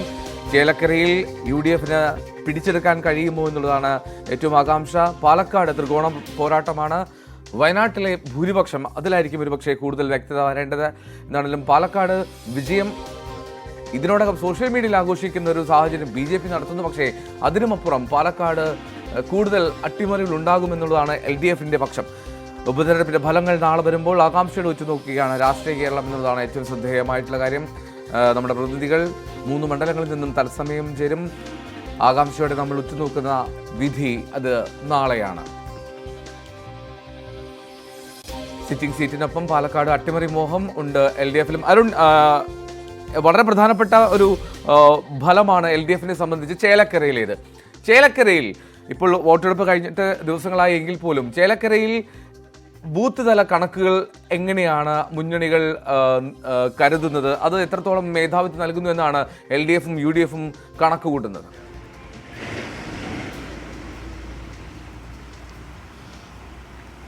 എൽദോ, ചേലക്കര CPMന് ഒരിക്കലും നഷ്ടപ്പെടാൻ അവർ ആഗ്രഹിക്കാത്ത, നഷ്ടപ്പെടുന്നവർക്ക് അംഗീകരിക്കാൻ കഴിയാത്ത ഒരു മണ്ഡലമാണ്. കാരണം അത്രയധികം 96 ശേഷം ഇങ്ങോട്ട് CPMൻ്റെ വലിയ ഏറ്റവും ശക്തി കേന്ദ്രങ്ങളിലൊന്നാണ്. ഏത് വിപരീത സാഹചര്യങ്ങളിലും CPM ജയിച്ചു കയറുമെന്ന് വിശ്വസിക്കുന്ന വലിയൊരു സ്വാധീനമുള്ള മണ്ഡലം. 96 മുതൽ K രാധാകൃഷ്ണൻ 2016 മാത്രമാണ് അവിടെ 5 വർഷത്തേക്ക് UR പ്രദീപ് വരുന്നത്. വീണ്ടും ഇപ്പോൾ UR പ്രദീപ് മത്സരിക്കുമ്പോൾ ഒരുപക്ഷേ K രാധാകൃഷ്ണനേക്കാൾ അവിടെ ജനകീയത ഉണ്ട് എന്ന് CPM വിശ്വസിക്കുന്ന നേതാവ് കൂടിയാണ് UR പ്രദീപ്. ഇപ്പോൾ സർക്കാരിന് നിരവധി വിമർശനങ്ങൾ ഉയർന്നു വരുന്നുണ്ട്, അല്ലെങ്കിൽ നിരവധി പ്രശ്നങ്ങളുണ്ട്. ഭരണവിരുദ്ധ വികാരം അലയടിക്കുമെന്ന ആശങ്ക സർക്കാരിനും തന്നെയുണ്ട്. അപ്പോഴും അതിനെപ്പോലും മറികടക്കാൻ തക്ക കരുത്തനായ ജനകീയനായ സ്ഥാനാർത്ഥിയായാണ് CPM UR പ്രദീപിനെ കാണുന്നത്. മറ്റെല്ലാ വിപരീത ഘടകങ്ങളും മാറ്റി നിർത്തിയാൽ UR പ്രദീപിൻ്റെ ജനകീയത കൊണ്ട് മാത്രം വിജയിച്ച് വരാം. അതാണ് CPM ഇപ്പോഴത്തെ കണക്കുകൂട്ടൽ. അവരുടെ ബൂത്തുകളിൽ നിന്ന് ലഭിച്ച വിവരമനുസരിച്ച് കണക്കുകൾ അവർ ക്രോഡീകരിച്ച റിപ്പോർട്ട് പ്രകാരം 20,000 വരെ വോട്ടിന് ജയിക്കാം UR പ്രദീപ് എന്നാണ് അവരുടെ കണക്ക്. അത് CPM സംസ്ഥാന സെക്രട്ടേറിയറ്റിലും ആ കണക്ക് കഴിഞ്ഞ ആഴ്ച അവർ അവതരിപ്പിച്ചിട്ടുണ്ട്. പക്ഷേ നേരത്തെ പോലെ സമീപകാലത്ത് CPMൻ്റെ ബൂത്ത് തലത്തിൽ ശേഖരിക്കുന്ന കണക്കുകൾ അത്ര ആക്യുറേറ്റ് അല്ല, കൃത്യമല്ല. എങ്കിൽ പോലും 20,000-നടുത്ത് ഭൂരിപക്ഷം പറയുമ്പോൾ ചുരുങ്ങിയത് ഒരു 7,500 10,000 വോട്ടുകളുടെ ഭൂരിപക്ഷം ജയിച്ചു വരുമെന്ന് തന്നെയാണ് CPMൻ്റെ പ്രതീക്ഷ. എല്ലാ കണക്കുകൾ കൂട്ടലും അങ്ങനെ തന്നെയാണ്. അതിനപ്പുറത്തേക്ക് ഒരു തോൽവി അവർ അവിടെ കാണുന്നില്ല. ഭരണവിരുദ്ധ വികാരം പോലും അതിജീവിക്കുമെന്ന ഒരു പ്രതീക്ഷ തന്നെയാണ്. പക്ഷേ കോൺഗ്രസ് ആകട്ടെ അവിടെ മറിച്ചാണ് കാര്യങ്ങൾ കാണുന്നത്. കോൺഗ്രസ് ഒരു തരത്തിലും ഇത്തവണ വിട്ടുകൊടുക്കില്ല, ചേലക്കര തങ്ങൾക്കൊപ്പം നിൽക്കുമെന്ന ആത്മവിശ്വാസം, ഉറച്ച വിശ്വാസത്തിലാണ്. രമ്യ ഹരിദാസിൻ്റെ സാന്നിധ്യം തന്നെയാണ് അതിൽ ഏറ്റവും പ്രധാനപ്പെട്ട ഘടകം. അവർ ആലത്തൂർ MP ആയിരുന്നു. ഭരണവിരുദ്ധ വികാരം അവിടെ ഏറ്റവും ശക്തമായ രീതിയിൽ ഉണ്ടാകും. ആ രീതിയിലുള്ള പ്രചരണമാണ് UDF നടത്തിയത്. UDF സമീപകാലത്തൊന്നും ചേലക്കരയിൽ ഇങ്ങനെ ഒരു പ്രചരണം, ഇത്ര ചിട്ടയായ പ്രചരണം കോൺഗ്രസ് പാർട്ടി നടത്തിയിട്ടില്ല. അതുകൊണ്ട് തന്നെ അവിടെ അതിശക്തമായ വിജയസാധ്യതയുണ്ടെന്ന് കോൺഗ്രസ് കണക്കൂട്ടുന്നു. ചുരുങ്ങിയത് ഒരു 5,000 വോട്ടിനെങ്കിലും 2,500-നും 5,000 വോട്ടിനെങ്കിലും വിജയിച്ചു വരും രമ്യ ഹരിദാസ് എന്ന് തന്നെയാണ് ഇപ്പോൾ കോൺഗ്രസ് നേതൃത്വം, UDF നേതൃത്വം കരുതുന്നത്. BJPക്കും അവിടെ പ്രതീക്ഷകളുണ്ട്. കാരണം BJPയുടെ ജനകീയനായ പ്രാദേശിക നേതാവ് ബാലകൃഷ്ണനാണ് അവിടെ സ്ഥാനാർത്ഥി. അതുകൊണ്ട് BJPയും അവിടെ ജയിച്ചു കയറാമെന്ന പ്രതീക്ഷ തന്നെയാണ്. ചേലക്കര ഏറ്റവും പ്രധാനപ്പെട്ടത് CPMന് തന്നെയാണ്. അവിടെ ഒരു പരാജയമുണ്ടായാൽ സർക്കാരിന്, CPMന്, മുഖ്യമന്ത്രിക്ക് പറഞ്ഞു നിൽക്കാൻ കഴിയാത്ത തരത്തിലുള്ള ഒരു രാഷ്ട്രീയ സാഹചര്യം ഉണ്ടാകും. അത് ഉണ്ടാകില്ലെന്ന പ്രതീക്ഷ CPM പങ്കുവയ്ക്കുമ്പോൾ ചേലക്കര ഇത്തവണ പിടിച്ചെടുത്തിരിക്കുമെന്ന ഉറച്ച ആത്മവിശ്വാസമാണ് UDF കേന്ദ്രങ്ങൾ, കോൺഗ്രസ് കേന്ദ്രങ്ങൾക്കുള്ളത്. എഴുതോ റൈറ്റ്, UDF കേന്ദ്രങ്ങൾ ചേലക്കര പിടിച്ചെടുക്കുമെന്നുള്ള പ്രതീക്ഷ പങ്കുവയ്ക്കുന്നു. പക്ഷേ LDFിനെ സംബന്ധിച്ചിടത്തോളം വളരെ നിർണായകമാണ് ചേലക്കരയിലെ വിധി. ഒരുപക്ഷെ മറ്റ് ഫലങ്ങളെക്കാൾ കൂടുതൽ LDF ഉറ്റുനോക്കുന്നത് ചേലക്കരയിലേക്കായിരിക്കും. കാരണം ആ സീറ്റ് വിട്ട് നൽകുക എന്നുള്ളത് സ്വപ്നത്തിൽ പോലും ആഗ്രഹിക്കുന്നാവില്ല. അത്രമാത്രം കരുത്തുറ്റ മണ്ഡലമാണ് LDFിനെ സംബന്ധിച്ച് ചേലക്കര. നമ്മളിനി പാലക്കാട്ടേക്കും വയനാട്ടിലേക്കുമാണ് പോവുക. പാലക്കാട്ടും വയനാടും വിവരങ്ങൾ നമുക്ക് ലഭ്യമാകും.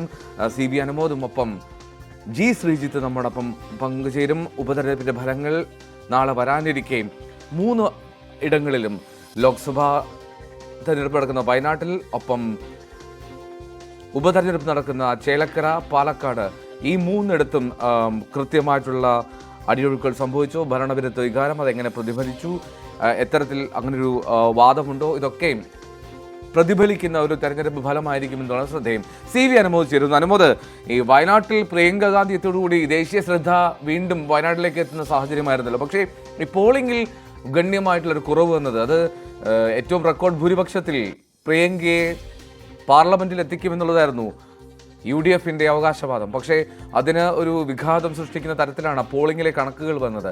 എങ്ങനെയാണ് UDF ഈ മണ്ഡലത്തിലെ ഫലത്തെ കണക്ക് കൂട്ടുന്നത്? എന്താണ് വിശദാംശങ്ങൾ?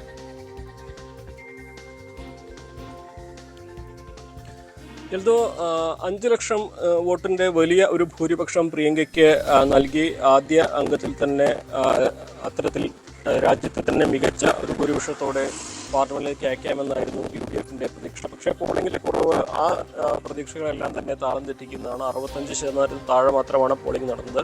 സ്വാഭാവികമായിട്ടും ഇതിൽ ഈ ഒരു ഭൂരിപക്ഷത്തിലും ഇതിൻ്റെ ഒരു വ്യത്യാസം UDF കണക്കാക്കുന്നുണ്ട്.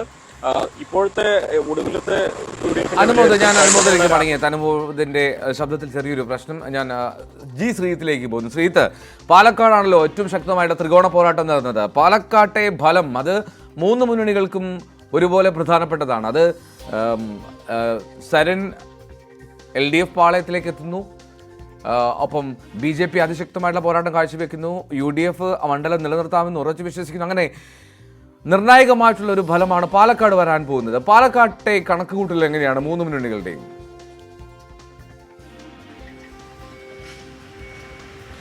പാലക്കാട് 3 മുന്നണികളും വലിയ ആത്മവിശ്വാസത്തിലാണ് എൽദോ. അതാണ് പാലക്കാടിൻ്റെ ഏറ്റവും കൗതുകകരമായ ഒന്ന്.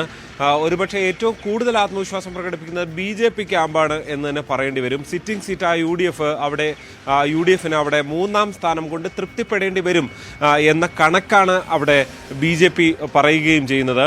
എന്തായാലും കൗതുകകരമായ രാഷ്ട്രീയമാണ്.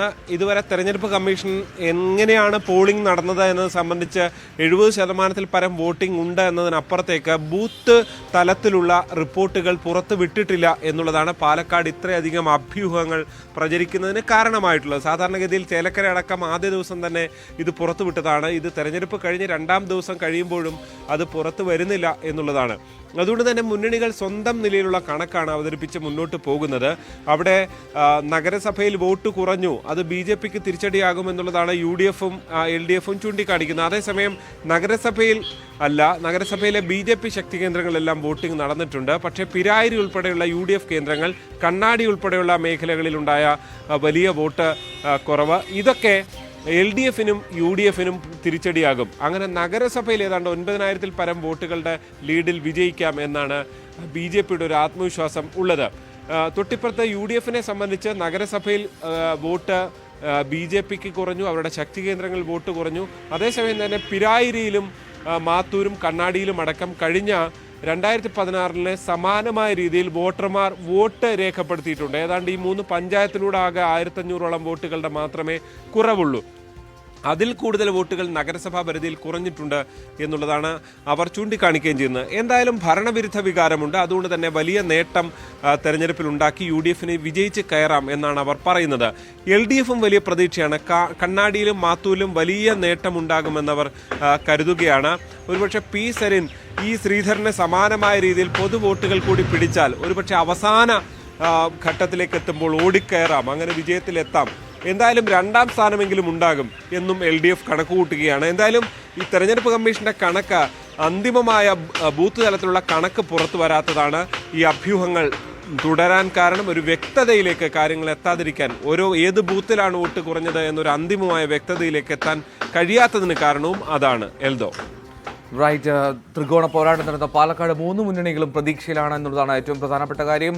അതിൽ 3 മുന്നണികളും ഒരേപോലെ പ്രതീക്ഷ പുലർത്തുകയും ചെയ്യുന്നു. എന്താണെങ്കിലും അന്തിമ കണക്കുകൾ അതിൽ ഒരാശയക്കുഴപ്പം നിലനിൽക്കുന്ന സാഹചര്യവുമുണ്ട്. ചേലക്കരയിലും പാലക്കാടും ഒപ്പം വയനാട്ടിലും 3 നാളെയാണ് ഫലങ്ങൾ വരിക. 3 പ്രതീക്ഷ ഉറ്റുനോക്കുകയാണ് ഓരോ മുന്നണികൾ. അതിൽ ഒരുപാട് കാര്യങ്ങൾ ഈ തെരഞ്ഞെടുപ്പ് പ്രഖ്യാപനത്തിന് ശേഷം തന്നെ നിരവധിയായിട്ടുള്ള വിവാദങ്ങൾ പലതരത്തിൽ ഉയർന്നു വന്നു. ഒപ്പം തന്നെ രാഷ്ട്രീയ ചുവടുമാറ്റങ്ങൾ, ഇതിനിടെ രാഷ്ട്രീയത്തിലെ പ്രതിഷേധങ്ങൾ എല്ലാം കൂടി ഉയർന്നു വന്ന ഒരു വല്ലാതെ തരത്തിൽ ചർച്ച ചെയ്യപ്പെട്ട ഒരു തെരഞ്ഞെടുപ്പാണ് 3 എന്നുള്ളതാണ് ശ്രദ്ധേയം. അപ്പോൾ അതിൻ്റെ ഒരു ഫലം ഇന്നലെ നമ്മൾ ആകാംക്ഷയുടെ ഉറ്റുനോക്കുന്നു. അതിൻ്റെ ഒരു പ്രാധാന്യം അതാണ്. CV അനുമോദ് വീണ്ടും ചേരുന്നുണ്ട് വയനാട്ടിലെ വിവരങ്ങൾ പങ്കുവെക്കാൻ. അനുമോദ്, നമ്മൾ പറഞ്ഞുകൊണ്ടിരുന്നത് ഈ വയനാട്ടിൽ പ്രിയങ്കയ്ക്ക് ഭൂരിപക്ഷം 5 ലക്ഷത്തിലേറെ നൽകുമെന്നുള്ള പ്രഖ്യാപനമായിരുന്നു UDFൻ്റേത്. പക്ഷേ അത് സാധ്യമാകുമോ എന്നുള്ളതാണ്.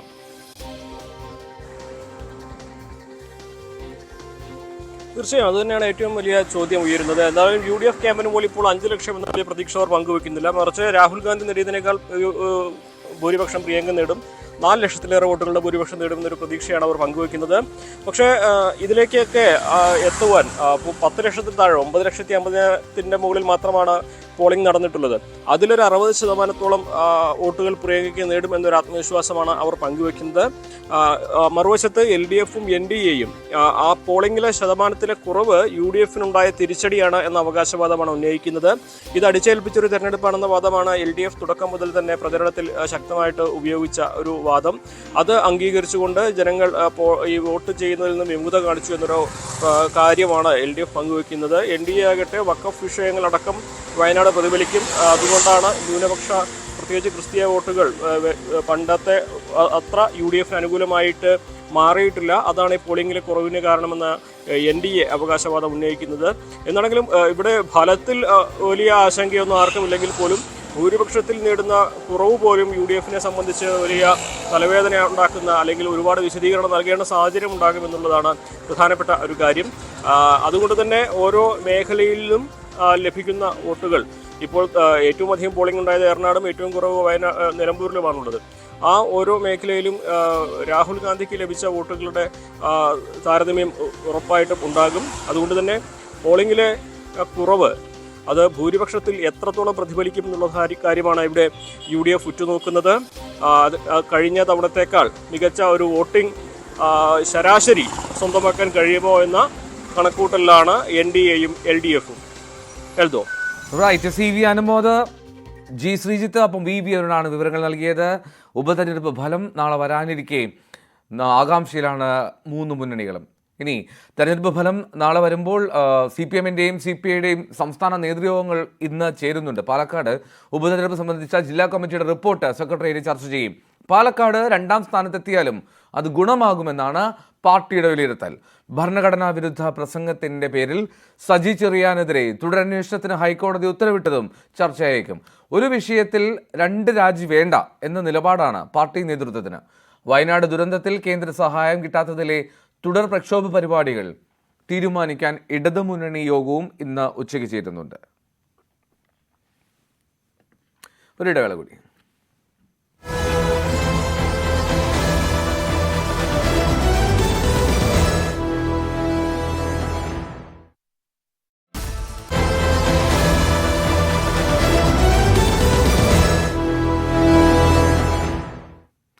വാർത്താരംഭം തുടരുന്നു.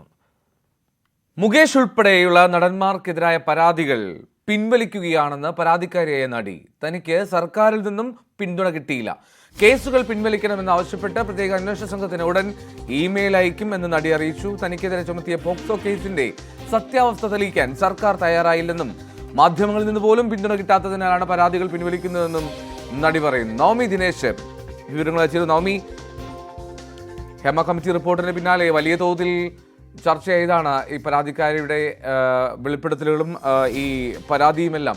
എന്താണ് ഇങ്ങനെ പെട്ടെന്ന് ഒരു തീരുമാനത്തിലേക്ക് എത്തിയത്? അങ്ങനെ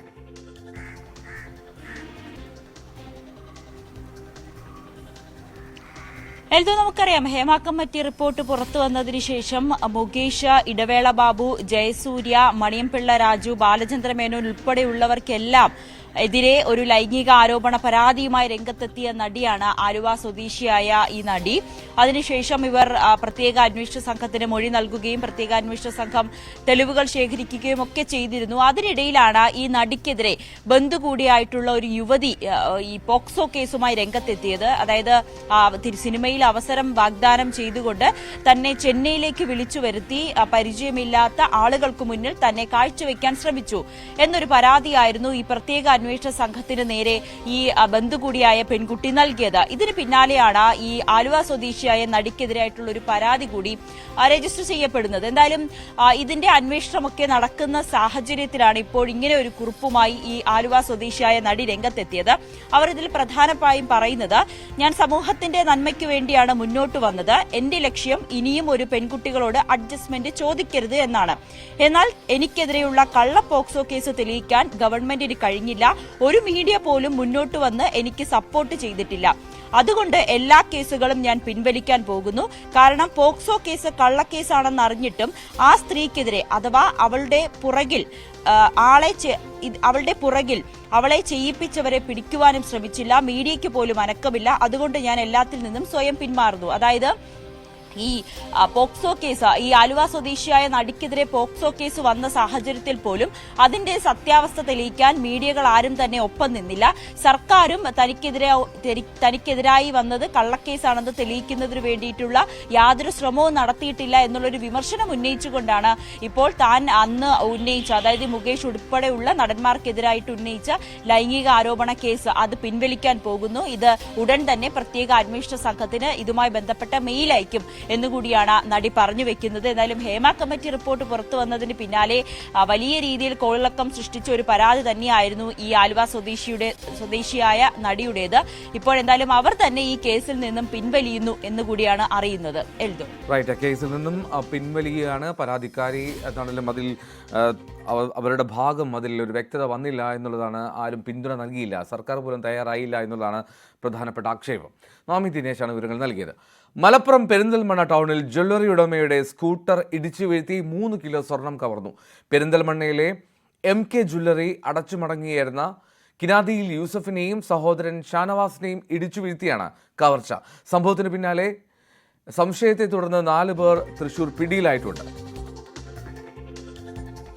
രാത്രി കടടച്ച് പോകുമ്പോൾ ഒരു 8-8:30 മണിക്ക് കടടച്ച് പോകുമ്പോൾ ഞങ്ങൾ കടടച്ച് അങ്ങനെ വീട്ടിലെത്താൻ നേരത്തെ ഒരു വണ്ടി വന്നിട്ട് ഞങ്ങളെ ബ്ലോക്ക് ചെയ്തപ്പോൾ ഞങ്ങൾ വീണിട്ട് അപ്പത്തിന് അതിൻ്റെ ഉള്ളിൽ നിന്ന് ആളുകൾ വന്നിട്ട് ഞങ്ങളെ അടിച്ച് ഒരാൾ വന്ന് എൻ്റെ മുഖത്തേക്ക് സ്പ്രേ ചെയ്ത് കണ്ണുക്കായില്ല, എൻ്റെ ഇവിടെക്കായി. പിന്നെ എന്നെ രണ്ടാളെ അടിച്ചിട്ടിട്ട് അവർ സാധനം കൊണ്ടുപോയി. ഡിക്കിനുള്ള സാധനം എടുത്തുക്കണു. എൻ്റെ ബാഗിൽ തോളിലൊരു ബാഗ് ഉണ്ടായിരുന്നു, അതും കൊണ്ടുപോയി. തോളിലല്ല, ഞാൻ അങ്ങനെ പിടിച്ചിട്ട് ബാഗ് ഉണ്ടായിരുന്നു, അതും കൊണ്ടുപോയി. 3 പേരെങ്കിലും ഇറങ്ങിയിട്ടുണ്ടാവും. ഫസ്റ്റ് ആൾ വന്ന് എന്നെ അടിച്ച്, ഒരാൾ വന്ന് ജ്യേഷ്ഠനെ അടിച്ച്, ഒരു 3 പേരുണ്ടാവും അതിൻ്റെ ഉള്ളിൽ. ഡ്രൈവറുടെയൊക്കെ 4 പേരുണ്ടാവും. മൊത്തം പെട്ടെന്ന് വന്നിട്ട് അടിക്കഴിഞ്ഞു. CV അനുമോദ് ചേരുന്ന വിവരങ്ങളുമായി. അനുമോദ്, ഈ ജ്വല്ലറി അടച്ച് പോകുമ്പോൾ ഇവർ ഈ സ്വർണം കരുതാനുള്ള കാരണം എന്താണെന്ന് കൂടി പറയുന്നുണ്ടോ?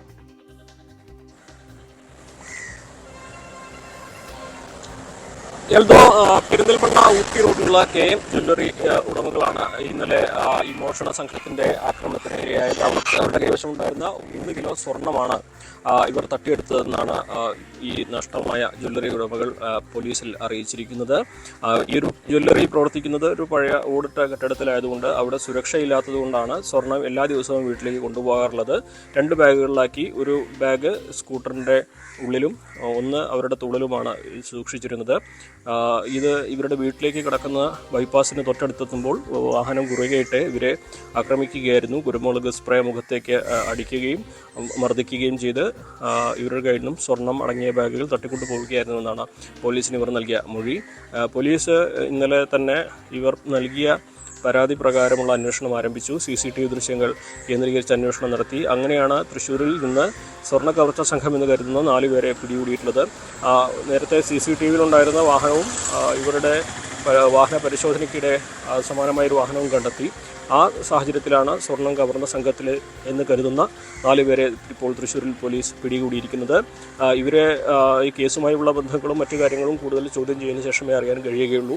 സ്വർണം കൂടുതൽ ഈ സംഘത്തിൽ കൂടുതൽ പേരുള്ളത് കൊണ്ട് തന്നെ സ്വർണം അവർ കൈമാറിയിട്ടുണ്ടാകാമെന്നൊരു വിലയിരുത്തലാണ് പോലീസിൻ്റെ ഭാഗത്തുമുള്ളത്. സ്വർണം കണ്ടെത്താനുള്ള ശ്രമവും പോലീസിൻ്റെ ഭാഗത്തും തുടരുന്നുണ്ട്. ഇപ്പോൾ തൃശ്ശൂർ കേന്ദ്രീകരിച്ചാണ് പെരിന്തൽമണ്ണ പോലീസ് ഇപ്പോൾ ഉള്ളത്. പോലീസിൻ്റെ പിടിയിലായ ഈ 4 പേരെ വിശദമായി ചോദ്യം ചെയ്തുകൊണ്ടിരിക്കുകയാണ്. കൂടുതൽ പേരെ ഉണ്ട് ഈ സംഘത്തിൽ എന്നതുകൊണ്ട് തന്നെ അവരെ കണ്ടെത്തി ഈ സ്വർണം വീണ്ടെടുക്കാനുള്ള ശ്രമമാണ് പോലീസിന്റെ ഭാഗത്തു നിന്നും പുരോഗമിക്കുന്നത്. റൈറ്റ്. പെരിന്തൽമണ്ണയിലെ ജ്വല്ലറി അടച്ചു പോകുമ്പോഴാണ് ഇത്തരത്തിൽ കവർച്ച എന്താണ് 3 കിലോയിലേറെ സ്വർണം കവർന്നു ഉപദ്രവിക്കുകയും ചെയ്തു എന്നുള്ളതാണ്. CV അനുമോദാണ് വിവരങ്ങൾ നൽകിയത്. മുനമ്പത്തെ പ്രശ്നങ്ങൾ പരിഹരിക്കാൻ ഇന്ന് ചർച്ച.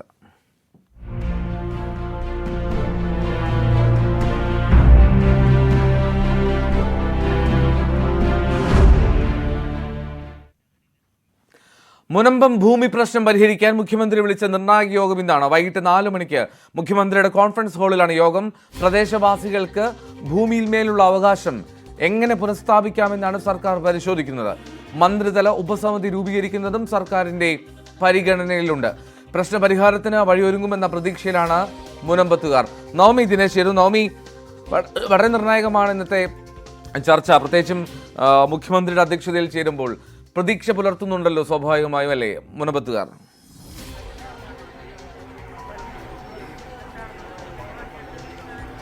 തീർച്ചയായും എൽദോ, ഇവരെല്ലാം പൂർണ്ണ വിശ്വാസത്തിലാണ്. ഇന്ന് ചേരുന്ന ഉന്നതതല യോഗത്തിന് ശേഷം ഇവർക്ക് അനുകൂലമായിട്ടുള്ള ഒരു നിലപാട് തന്നെ സർക്കാരിന്റെ ഭാഗത്തു നിന്നുണ്ടാകുമെന്ന് വിശ്വസിച്ച് തന്നെയാണ് ഇവിടെ ഇരിക്കുന്നത്. 41ാം ദിവസമാണ് ഈ നിരാഹാര സമരം ഇപ്പോഴും തുടരുകയാണ്.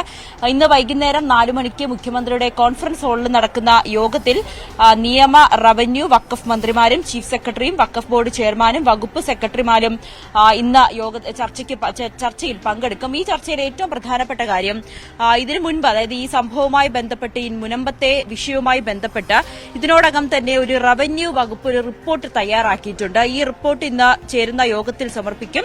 അതോടൊപ്പം തന്നെയാണ് ഫറൂഖ് കോളേജിൽ ലഭിച്ച ഭൂമി പിന്നീട് പ്രദേശവാസികൾക്ക് കൈമാറിയതുമായി ബന്ധപ്പെട്ട രേഖകളും പരിശോധിക്കപ്പെടും. അങ്ങനെ എല്ലാവിധത്തിലും വഖഫ് ബോർഡ് ചെയർമാൻ പറഞ്ഞത് വഖഫ് ബോർഡിന്റെ കൈവശമുള്ള രേഖകളും ഇന്നത്തെ യോഗത്തിൽ സമർപ്പിക്കുമെന്നാണ്. അങ്ങനെ എല്ലാ രേഖകളും പരിശോധിച്ച ശേഷമായിരിക്കും മുഖ്യമന്ത്രി ഇന്ന് ഈ ഒരു യോഗത്തിന് ശേഷമുള്ള ഒരു തീരുമാനമെടുക്കുക. അതോടൊപ്പം തന്നെയാണ് ഏതെങ്കിലും തരത്തിൽ ഈ വിഷയം പരിഹരിക്കാൻ കഴിഞ്ഞില്ലെങ്കിൽ ഇത് വിഷയം പഠിക്കുന്നതിനായി മന്ത്രിതല ഉപസമിതി രൂപീകരിക്കുന്ന കാര്യവും എല്ലാം സർക്കാരിന്റെ പരിഗണനയിലുണ്ട്. എന്തായാലും 41ാം ദിവസത്തിൽ രാവിലെ തന്നെ 9 മണിയോടുകൂടി തന്നെ ഈ നിരാഹാര സമരം ആരംഭിച്ചിട്ടുണ്ട്. ഇന്നും ഇവർക്ക് പിന്തുണയുമായി വിവിധ രൂപതകളിലെ ബിഷപ്പുമാർ ഉൾപ്പെടെ ഇവിടെ എത്തുകയും ചെയ്യും. നമുക്കറിയാം ഇവിടെ പ്രായഭേദമന്യേ എല്ലാവരും തന്നെ വന്ന് സമരമിരിക്കുന്ന അല്ലെങ്കിൽ ഇതിനൊരു ഐക്യദാർഢ്യം പ്രഖ്യാപിക്കുന്ന സാഹചര്യമാണ്. ഇപ്പോഴും പ്രായമായ ഒരു അമ്മ ഉൾപ്പെടെ ഇരിപ്പുണ്ട്. അമ്മ ഇന്ന് മുഖ്യമന്ത്രിയുടെ നേതൃത്വത്തിൽ ഒരു യോഗം ചേരുന്നുണ്ട്. അതിൽ വിശ്വാസമല്ലേ? ആശങ്കയുണ്ട്, വിശ്വാസമുണ്ട്, ആശങ്കയുണ്ട്. അത് ഏത് തരത്തിൽ തീരുമെന്നുള്ള ആശങ്കയുണ്ട്. കാരണം അവർ റിസോർട്ടുകളെ അവകാശപ്പെട്ടു ഞങ്ങളെ ഒഴിവാക്കിക്കൊണ്ട് ഒരു തീരുമാനമാണെങ്കിൽ അത് ഞങ്ങളെ ബാധിക്കണമാണ്. സർവേ നമ്പറിൽ പെട്ടത് തന്നെയാണ് ഈ റിസോർട്ടുകൾ, ഞങ്ങളുടെ ഭൂമി തന്നെയാണ്. ഇത് യാതൊരു കാരണവശാലും ഫറൂഖ് കോളേജിന് പോലും അവകാശമില്ലാത്തൊരു ഭൂമിയാണ്, കടൽ വെച്ച ഭൂമിയാണ്. അവർ 446 ഏക്കർ അവർക്കുണ്ടായെങ്കിൽ അത് കടലെടുത്ത് നഷ്ടപ്പെട്ടു പോയ ഭൂമിയാണ്. പക്ഷേ ഇത് കടൽ വെച്ച ഭൂമി, ഞങ്ങളുടെ കാരണന്മാരായിട്ട് ജീവിച്ചു വന്ന ഭൂമി, ഞങ്ങൾ ഒരുപാട് കഷ്ടതയിലൂടെ നേടിയെടുത്ത ഭൂമി. ലാസ്റ്റ് ഒരു ഒത്തുതീർപ്പിൽ ഞങ്ങൾക്ക് അവരോട് മല്ലിടാനുള്ള പണത്തിന്റെ ശക്തി ഇല്ലാതെ കൊണ്ടാണ് കേസ് മുന്നോട്ട് പോകാഞ്ഞത്. അതൊരു തീർപ്പ് വക്കീലുണ്ടാക്കിയത് കോടതിക്ക് പുറത്താണ്. അത് കോടതി ഉൾപ്പെട്ടുകൊണ്ടാണ് ഒരു തീർപ്പ് ഉണ്ടായെങ്കിൽ ഞങ്ങൾക്ക് ഇന്ന് ഈ ബുദ്ധിമുട്ടില്ല. എന്റെ 40 വയസ്സുള്ളപ്പോഴാണ് എന്റെ ആധാരം രജിസ്റ്റർ ചെയ്യണം. എനിക്കിപ്പോൾ 76 വയസ്സായി. 36 കൊല്ലങ്ങൾ രേഖമൂലം സർവ്വ റവന്യൂ അവകാശങ്ങളും കൈവശീകരിക്കണ ഞങ്ങൾക്കാണ് ഇന്ന് ഈ ബുദ്ധിമുട്ട് വന്നേക്കണം. ഇതിന് ഞങ്ങൾ വിട്ടുവീഴ്ച ചെയ്തു കഴിഞ്ഞാൽ ഇനി ഞങ്ങളുടെ തലമുറ, ഞങ്ങളുടെ കുഞ്ഞുങ്ങൾക്ക് കുറെ വർഷങ്ങൾ കഴിയുമ്പോൾ അവര് അവകാശം ഉന്നയിച്ച ഞങ്ങൾ എന്ത് ചെയ്യും? ഞങ്ങളുടെ മക്കളെന്ത് ചെയ്യും? അപ്പൊ അതുകൊണ്ട് ഈ വഖഫ് എന്ന നിയമം പൂർണ്ണമായി റദ്ദ് ചെയ്തുകൊണ്ട് ഞങ്ങൾക്ക് ഒരു തീർപ്പ്, പൂർണ്ണ അവകാശത്തോടുകൂടിയുള്ള ഒരു തീർപ്പ് ഈ ദേശത്തുനിന്ന് തന്നെ ഇവരുടെ ആ അവകാശവാദം നീക്കിക്കൊണ്ടുള്ള ഒരു തീർപ്പിനെയാണ് ഞങ്ങൾ ആഗ്രഹിക്കുന്നത്. അത് ഉണ്ടാകും എന്ന് ഞങ്ങൾ ആഗ്രഹിക്കണം. അതിനൊപ്പം ഞങ്ങൾക്ക് ആശങ്കയുണ്ട്. കേരളത്തിനെ ഭരിക്കണ മുഖ്യമന്ത്രി ഈ കേരളത്തിന്റെ തലവനാണ്, ഞങ്ങളുടെ കുടുംബ തലവനാണ്. ശാശ്വതമായ ഒരു തീരുമാനം അവിടെ നിന്ന് ഞങ്ങൾ ആഗ്രഹിക്കുകയാണ്. എൽദോ, അത് തന്നെയാണ്. നിരവധി ചോദ്യങ്ങൾ അതിനോടകം തന്നെ ഇവർ ഉന്നയിക്കുന്നുണ്ട്. ഞങ്ങളുടെ ഈ ഒരു റവന്യൂ അവകാശങ്ങൾ അവർക്ക് പുനഃസ്ഥാപിക്കുക, വഖഫ് ഇവിടെ ഉന്നയിക്കുന്ന വാദങ്ങളെല്ലാം അതിൽ നിന്നൊക്കെ അവസാനിപ്പിക്കുക, അതിൽ നിന്നൊക്കെ പിന്മാറുക, അങ്ങനെ നിരവധി കാര്യങ്ങൾ ഇവർ ആവശ്യപ്പെടുന്നുണ്ട്. അതോടൊപ്പം ഇവരുടെ ഒരു ആശങ്ക, വരും തലമുറയ്ക്ക് ഇപ്പോഴൊരു വിട്ടുവീഴ്ചയ്ക്ക് തയ്യാറായാൽ വരും തലമുറ കൂടി ഇതിന്റെ ഒരു കാര്യം അനുഭവിക്കണ്ടേ എന്നുള്ളൊരു ചോദ്യം കൂടി അവർ ഉന്നയിക്കുന്നുണ്ട്. ഇന്നത്തെ മുഖ്യമന്ത്രിയുടെ യോഗത്തിൽ വലിയ വിശ്വാസമല്ലേ? വിശ്വാസമുണ്ട്, 100% ഞങ്ങൾ വിശ്വസിച്ച് തന്നെയാണ് ഈ സമയം വരെ, ആ 4 മണി വരെ കാത്തിരിക്കുകയാണ് ഞങ്ങൾക്ക് അനുകൂലമായ ഒരു മറുപടി തന്നെ, അതായത് മുൻകാല പ്രാബല്യത്തിൽ കൂടെ തന്നെ ഉള്ളൊരു നിലപാട് നമ്മുടെ മുഖ്യമന്ത്രി എടുക്കും എന്നുള്ളൊരു നല്ല വിശ്വാസം എല്ലാവർക്കും ഉണ്ട്. എൽദോ, ഈ ചേച്ചിയൊക്കെ തുടക്കം മുതൽ ഇവിടെ ഉണ്ടായിരുന്ന ആളാണ്. ഇവിടെ എല്ലാം ഇവര് ഈ മുനമ്പ നിവാസി തന്നെയാണ്. ഇവർക്കൊക്കെ വലിയ ഒരു വിഷമമുണ്ട്. എങ്കിൽ പോലും ഇന്നത്തെ യോഗത്തിൽ വലിയ സന്തോഷവും വലിയ പ്രതീക്ഷയും തന്നെയാണ് ഇവർ ഓരോരുത്തരും പങ്കുവെക്കുന്നത്. വലിയ പ്രതീക്ഷയിലാണ് മുനമ്പത്തുകാർ. ആ സമര പന്തലിൽ ആ പ്രതീക്ഷയുടെ ഭാവം അവരുടെ മുഖങ്ങളിൽ വ്യക്തമാവുകയും ചെയ്യുന്നതിനൊപ്പം ചേച്ചി പറഞ്ഞതുപോലെ ഒരു ആശങ്കയുമുണ്ട് എങ്ങനെ ഇത് പരിഹരിക്കപ്പെടുമെന്നുള്ള കാര്യത്തിൽ. എന്നാലും നമുക്ക് മുനമ്പത്തുകാർക്കൊപ്പം നിൽക്കാം. അവർ പ്രതീക്ഷ അത് സാധ്യമാകട്ടെ എന്ന് കരുതുകയും ചെയ്യാം. വാർത്താരംഭം പൂർണ്ണമാവുകയാണ്. ഇടവേളയ്ക്ക് ശേഷം ന്യൂസ് ട്രെൻഡ്സ്.